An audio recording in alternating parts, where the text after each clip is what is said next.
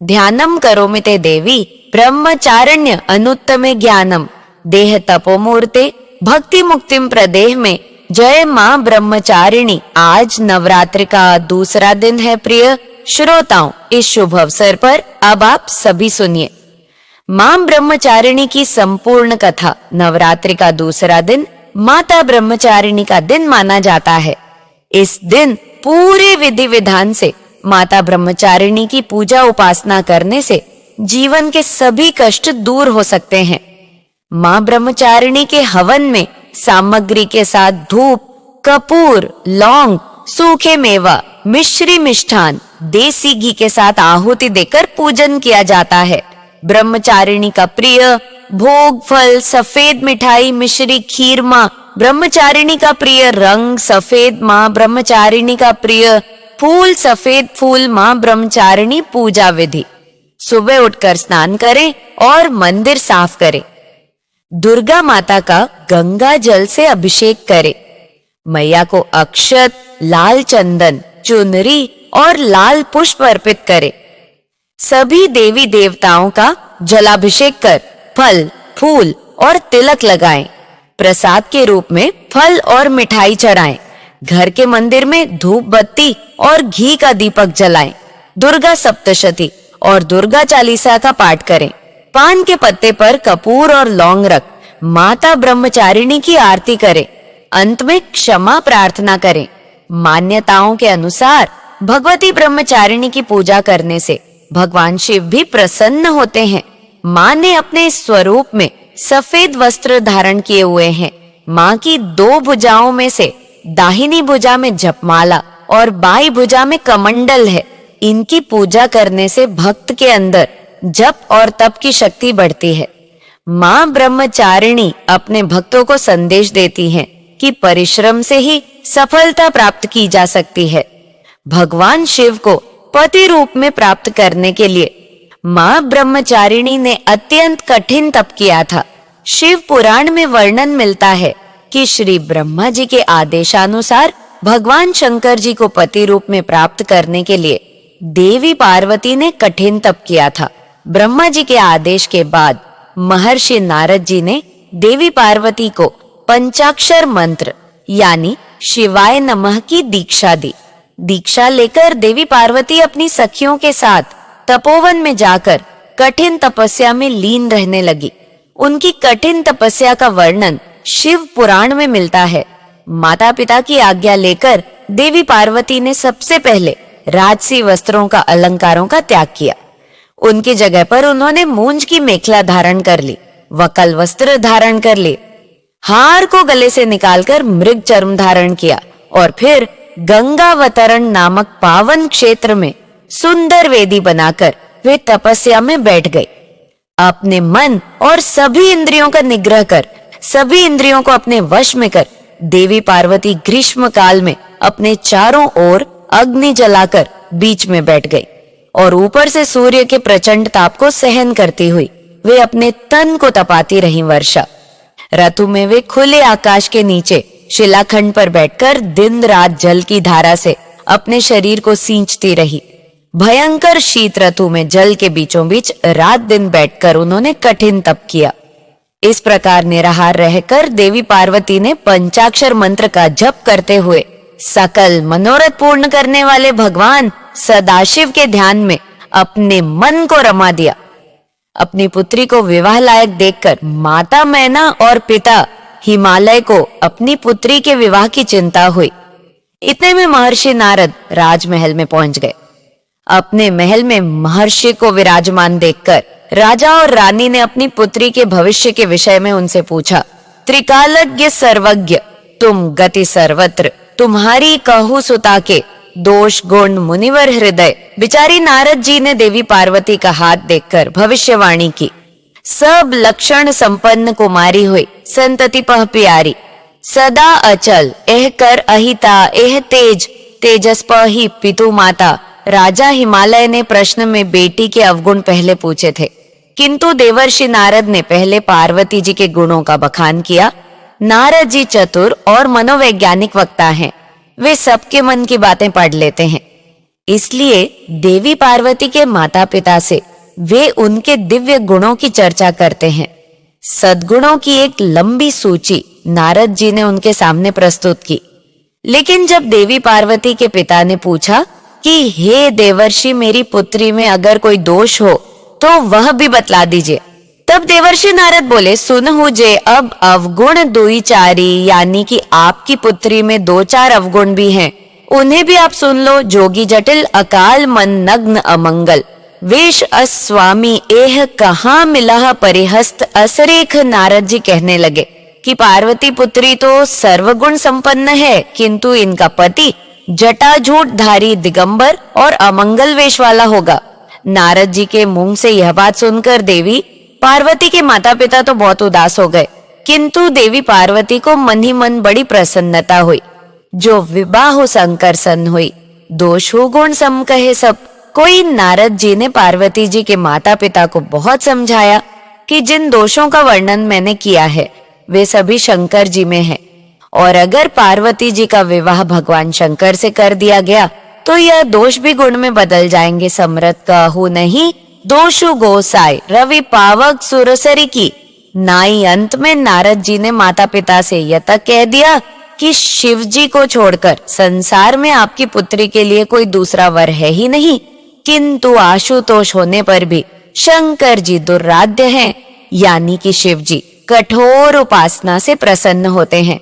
उनको प्राप्त करने का एक ही उपाय है कि पार्वती जी वन में जाकर कठिन तपस्या में लीन हो जाए। तब देवर्षि नारद की प्रेरणा से अपने माता पिता की आज्ञा लेकर देवी पार्वती हिमालय के गहन वन में तपस्या करने के लिए चली गई। पार्वती जी के तप में हठ से अधिक भगवान शिव को प्राप्त करने का अनुराग है, इसलिए शिव जी के चरणों का ध्यान करते हुए उन्होंने सभी प्रकार के सुखों का त्याग कर दिया।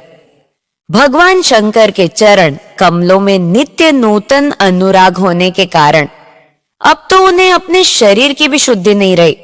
उन्होंने तन और मन से पूरी तरह अपने आप को तपस्या में लीन कर लिया। 1000 वर्ष तक मूल और फल का और 100 वर्ष तक उन्होंने केवल शाक का आहार किया। कुछ दिन तक उन्होंने केवल पानी और हवा का सेवन किया और कुछ दिन के बाद इन्हें भी त्याग कर कठिन उपवास किया। फिर इन्होंने वृक्ष से गिरी हुई बेल की सूखी पत्तियां खाकर 3000 वर्ष बिताई। जब देवी पार्वती ने सूखी पत्तियां भी खाना बंद कर दिया तब उनका नाम पड़ गया अपर्णा। तभी देवी पार्वती की इस कठिन तपस्या को देखकर आकाशवाणी हुई कि हे देवी, तुम्हारे मनोरथ पूर्ण हो गए, अब तुम हठ और तप छोड़कर अपने घर चली जाओ, भगवान शंकर तुमसे मिलने जल्दी आएंगे। इसके बाद एक दिन भगवान शिव ने देवी की तपस्या से प्रसन्न होकर उन्हें दर्शन दिए और उन्हें अपनी पत्नी के रूप में स्वीकार करने का वचन भी दिया।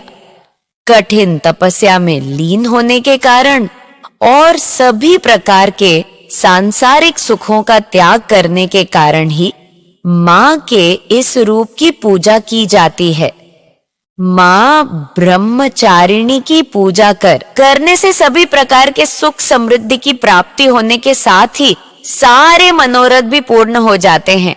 प्रेम से बोलिए, ब्रह्मचारिणी माता की जय। प्रिय श्रोताओं, अब सुनिए श्री महिषासुर मर्दिनी स्तोत्र का हिंदी अनुवाद है हिमालय राज की पुत्री, हे गिरजा देवी, विश्व को आनंदित करने वाली देवी, नंदी गणों द्वारा पूजित गिरिश्रेष्ठ विंध्याचल के शिखर पर निवास करने वाली देवी, अपनी लीला से भगवान श्री विष्णु को प्रसन्न करने वाली, इंद्रदेव के द्वारा नमस्कृत भगवान नीलकंठ की पत्नी, विश्व में विशाल कुटुंब वाली और विश्व को संपन्नता देने वाली, हे महिषासुर, सुर का मर्दन करने वाली, भगवती अपने बालों की लता से आकर्षित करने वाली पर्वत की पुत्री, आपकी जय हो, जय हो, जय हो।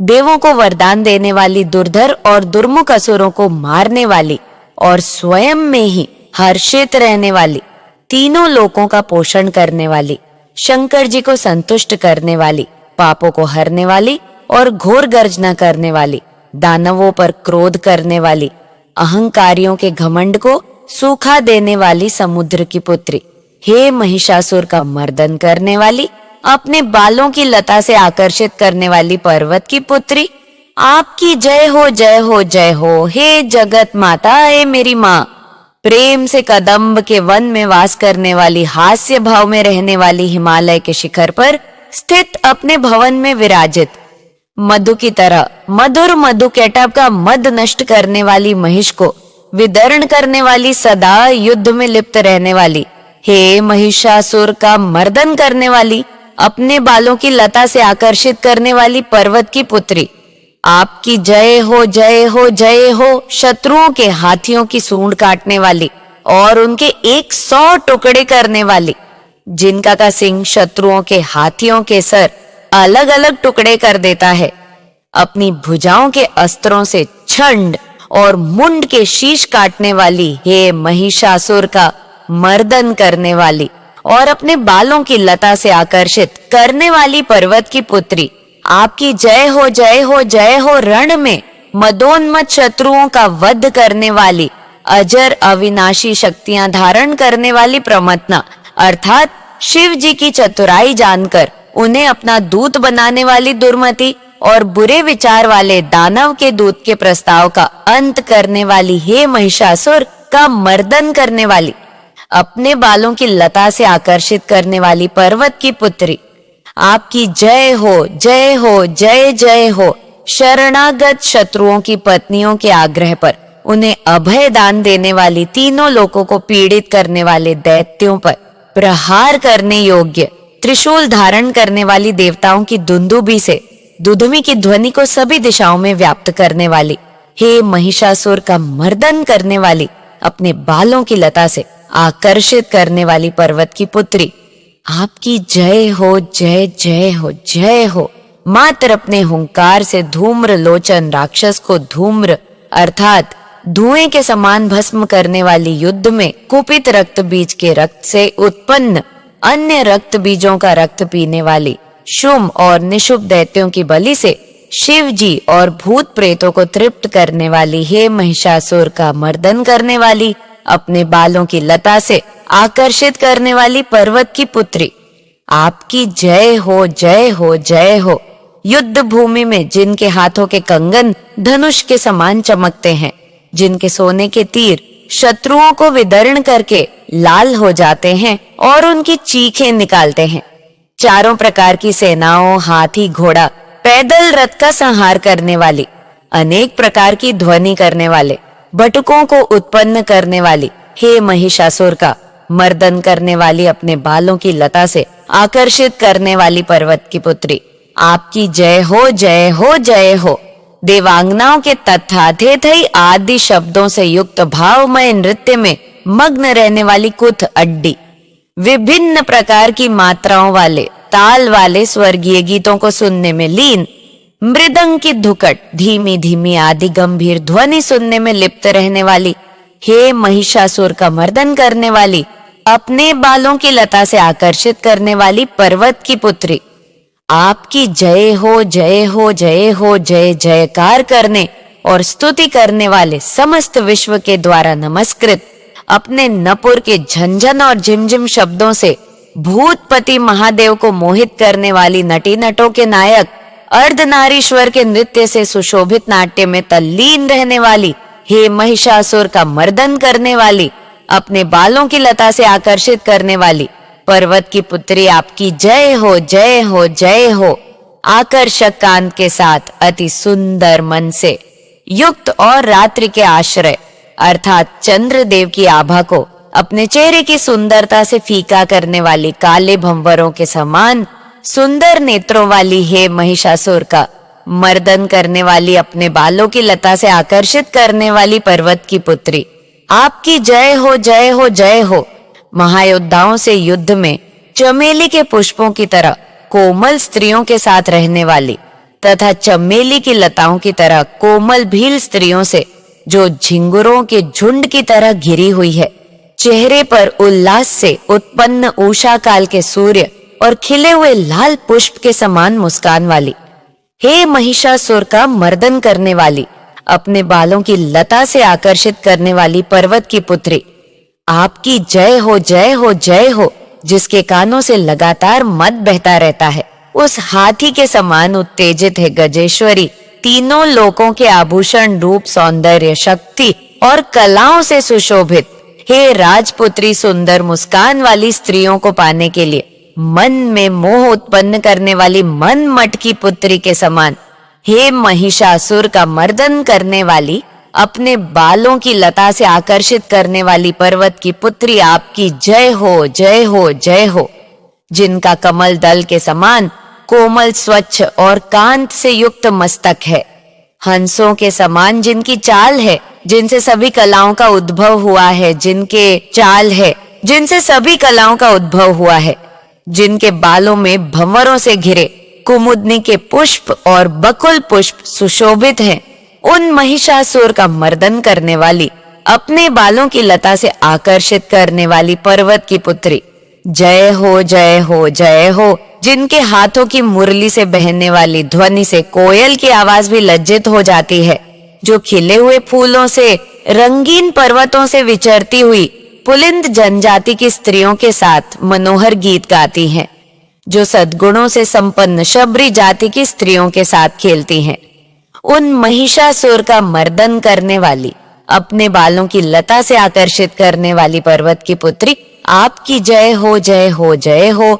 जिनकी चमक से चंद्रमा की रोशनी फीकी पड़ जाए, ऐसे सुंदर रेशम के वस्त्रों से जिनकी कमर सुशोभित है, देवताओं और असुरों के सर झुकने पर उनके मुकुट की मड़ियों से जिनके पैरों के नाखून चंद्रमा की तरह दमकते हैं, और जैसे जैसे सोने के पर्वतों पर विजय पाकर कोई हाथी मधोमत हो जाता है, वैसे ही देवी के ऊज कलश की तरह प्रतीत होते हैं। ऐसी है महिषासुर का मर्दन करने वाली, अपने बालों की लता से आकर्षित करने वाली पर्वत की पुत्री, आपकी जय हो जय हो जय हो। सहस्त्रों दैत्यों के सहस्त्रों हाथों से सहस्त्रों युद्ध जीतने वाली और सहस्त्रों हाथों से पूजित सुर तारक उत्पन्न करने वाली, उसका तारकासुर के साथ युद्ध कराने वाली राजा सूरत और समाधि नामक वैश्य की भक्ति से समान रूप से संतुष्ट होने वाली, हे महिषासुर का मर्दन करने वाली, बालों की लता से आकर्षित करने वाली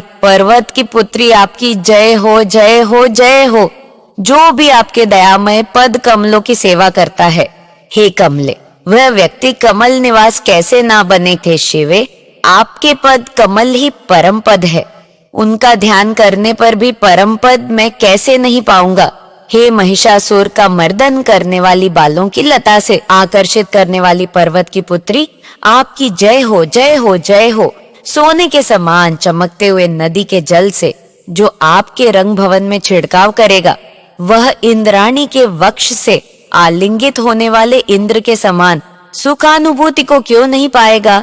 हे वाणी, हे महासरस्वती, आप में मांगल्य का निवास है।